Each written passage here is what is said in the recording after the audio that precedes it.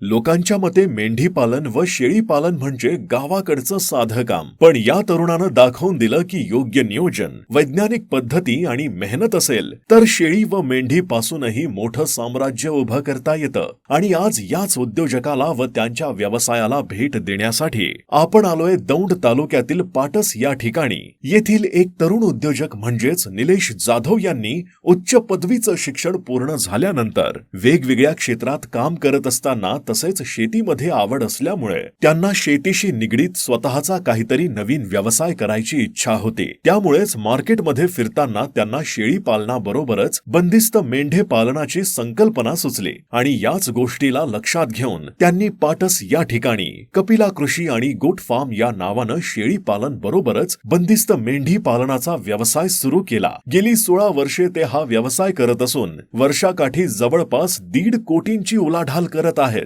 सर्वात महत्त्वाचं म्हणजे त्यांचा हा फार्म 4 एकरात पसरला असून एकदम अत्याधुनिक पद्धतीनं चालवला जातो. त्याचप्रमाणे शेळ्या व मेंढ्यांच्या कॅटेगरीनुसार वेगवेगळे सेक्शन केले आहेत. या फार्मवर बोर जातीच्या शेळ्या आणि डॉर्पर, मडग्याळ, नारी सुवर्णा अशा मेंढ्यांच्या जातींचे संगोपन केले जाते. तसेच ब्रीडिंग वरही मोठ्या प्रमाणावर काम केले जाते. त्यांच्या या व्यवसायामुळे आज अनेक लोकांना रोजगार उपलब्ध होत आहे. तर हा व्हिडिओ तुम्हाला कसा वाटला कमेंट मध्ये नक्की सांगा.